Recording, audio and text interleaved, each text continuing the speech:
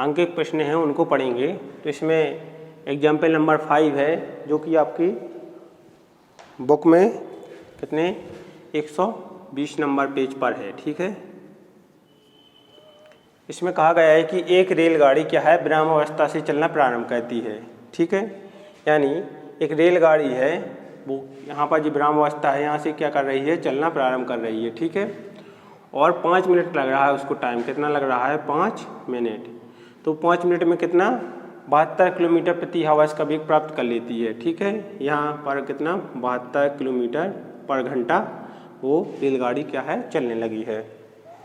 इसके बाद देखिए कि उसका जो त्वरण है वो क्या है एक समान है। तो इसमें क्या करना है कि इसमें त्वरण ज्ञात करना है और जो इस वेग है 72 किलोमीटर प्रति घंटा इसको प्राप्त करने में क्या है रेलगाड़ी की तय की गई दूरी, यानी इसको प्राप्त करने में कितनी दूरी जो 5 मिनट में कितनी दूरी उसको तय करनी पड़ेगी।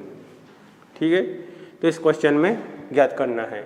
इस क्वेश्चन को सॉल्व करती हैं तो इसमें क्या दिया गया है हमारे पास, यहाँ पर क्या है यहाँ पर 0 है, यानी रेलगाड़ी विरामावस्था में है तो उसका वेग क्या होगा 0 होगा।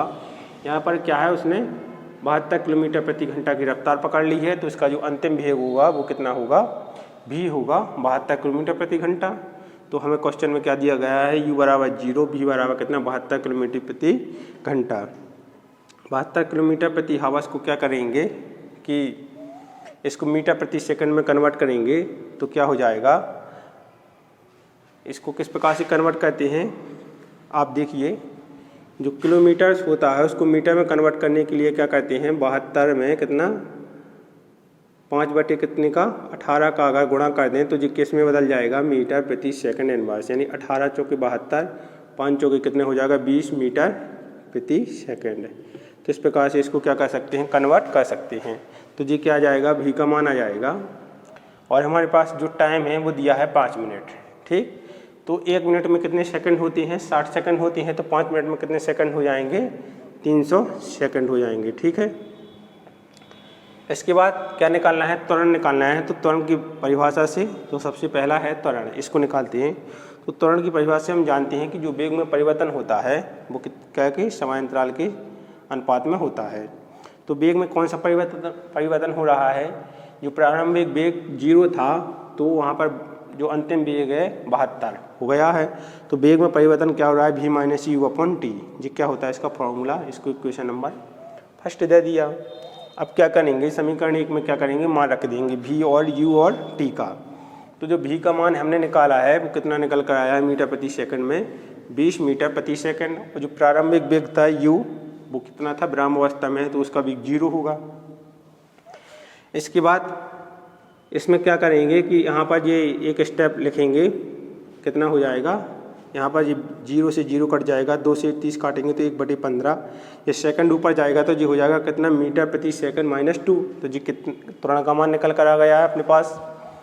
इसके बाद सेकंड में पूछा गया है कि इस वेग को प्राप्त करने के लिए जो रेलगाड़ी द्वारा तय की गई दूरी है, तो इसमें जो गति का तृतीय समीकरण होता है उससे क्या निकालते हैं दूरी निकालते हैं।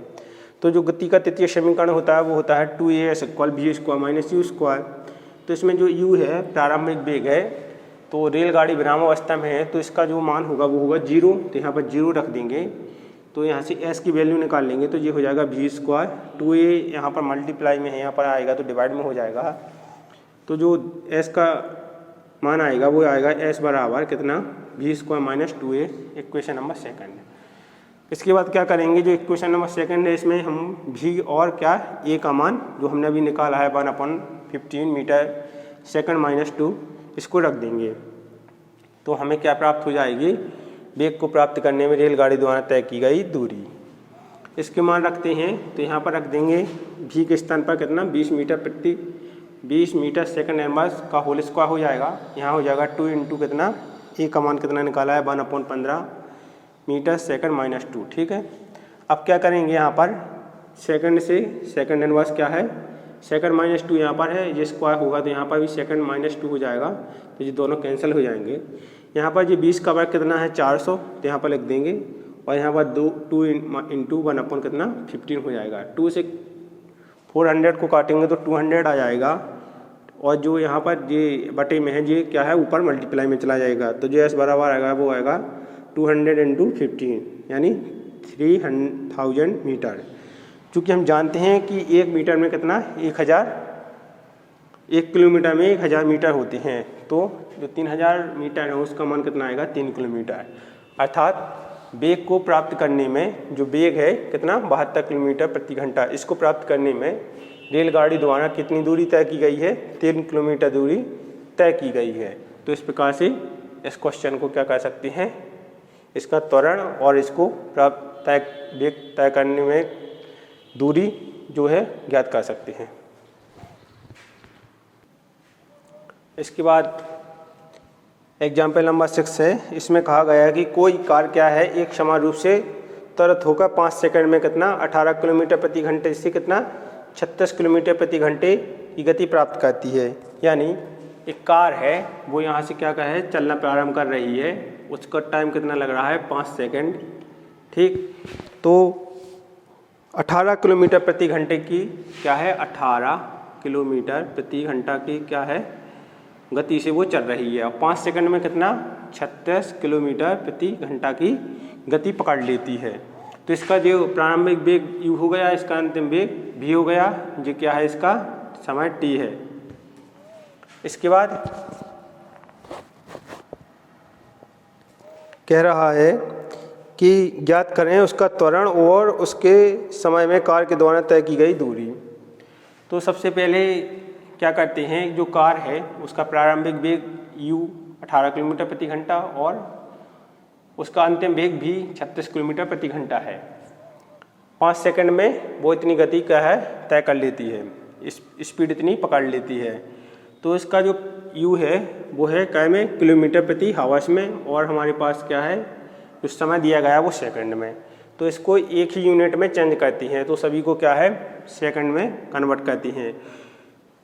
तो क्या होता है कि कोई भी अगर किलोमीटर प्रति हावर्स में है, इसको मीटर प्रति अगर सेकंड में कन्वर्ट करती हैं तो क्या होता है उसमें कितने का गुणा कर देते हैं 5/18 से क्या करते हैं मल्टीप्लाई कर देते हैं।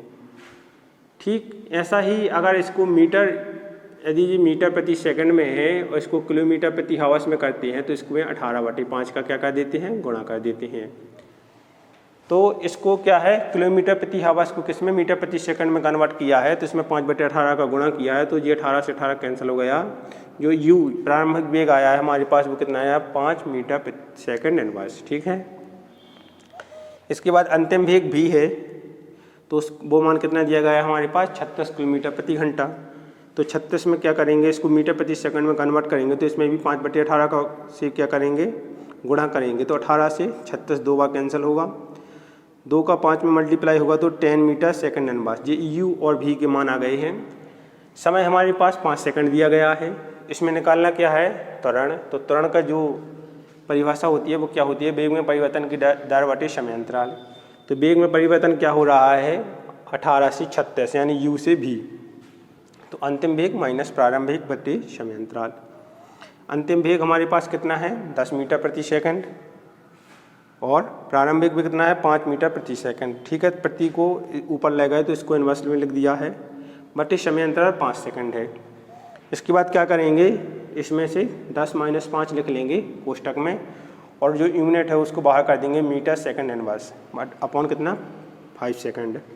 इसके बाद क्या करेंगे 10 - 5 5 हो जाएगा अपॉन 5 मीटर प्रति सेकंड, ऊपर लिखा सेकंड, जिस सेकंड ऊपर जाएगा तो इसके क्या हो जाएगा सेकंड -2 हो जाएगा।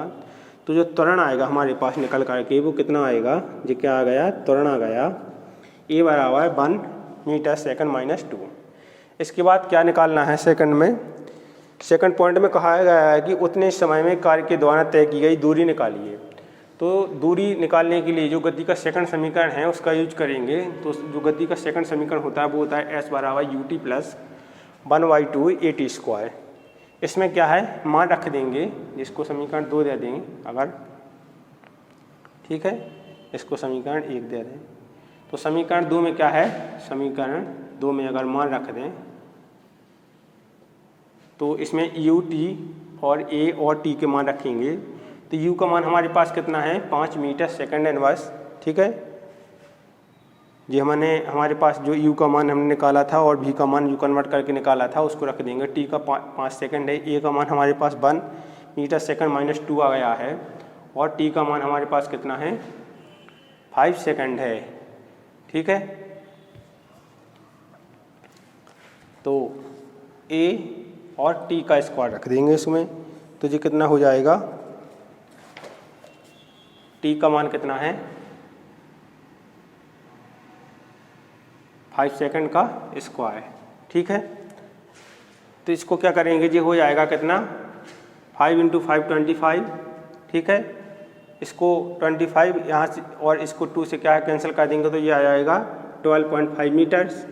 इन दोनों को ऐड करेंगे तो ये आएगा 37.5, यानी जो कार का जो त्वरण निकल कर आया है वो कितना आया है हमारे पास 1 मीटर सेकंड माइनस 2, और जो इसकी द्वारा तय की गई दूरी आई है वो आई है कितनी 37.5 मीटर। तो इस प्रकार से जो एग्जाम्पल नंबर 6 था आपका कंप्लीट होता है। इसके बाद एक और एग्जाम्पल बचा है 7 नंबर वाला, उसको पढ़ते हैं। इसके बाद एक एग्जाम्पल और है इसका, पेज नंबर आपका कितना है, पेज 121 पर। तो इस एग्जाम्पल में कहा गया है कि किसी कार के ब्रेक लगने पर वह गति के विपरीत दिशा में क्या है 6 मीटर सेकंड माइनस 2 का त्वरण उत्पन्न करती है। तो त्वरण का मान कितना क्या है, विपरीत दिशा में है तो ऋणात्मक त्वरण लिया है यहाँ पर -6 मीटर सेकंड माइनस 2। समय कितना दिया है उसने, यदि कार ब्रेक लग जाने के बाद कितने 2 सेकंड का समय लेती है, मतलब गाड़ी का ब्रेक भी लग गया है और 2 सेकंड का उसने समय लिया है लगाने में, तो इसका जो टी है वो कितना 2 सेकंड हो जाएगा। तो उतने समय में तय की गई दूरी की गणना कीजिए, यानी जो ऋणात्मक त्वरण लिया है तो इसमें क्या है अंतिम वेग क्या है 0 है। तो हम गति के प्रथम समीकरण से क्या जानते हैं कि v = u + at। तो हमारे पास जो अंतिम वेग है वो क्या है 0 है, प्रारंभिक वेग u है, तो और a का मान कितना दिया है हमारे पास उन्होंने ऋणात्मक त्वरण में -6 मीटर सेकंड माइनस 2, तो यहाँ पर रख दिया, और t का 2 सेकंड। इसका इसमें मल्टीप्लाई होगा तो ये कितना हो जाएगा 12 मीटर सेकंड माइनस 2, क्योंकि सेकंड से 1 सेकंड कैंसिल हो जाएगा। तो हमारे पास जो प्रारंभिक वेग आया है वो कितना 12 मीटर सेकंड इनवर्स आया है।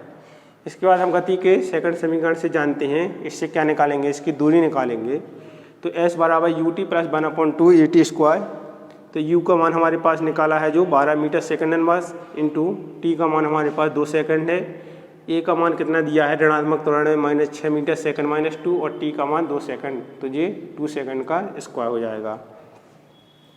इसके बाद आप देखिए यहाँ पर 12 और 2 का क्या हो जाएगा, यहाँ पर गुणा हो जाएगा, तो 12 × 2 हो जाएगा, तो t आ जाएगा 24 मीटर सेकंड इनवर्स से सेकंड क्या है कैंसिल हो जाएगा, 1/2 यहाँ पर लिखेंगे -6 मीटर सेकंड माइनस 2 का सेकंड का स्क्वायर हो जाएगा 4 सेकंड स्क्वायर।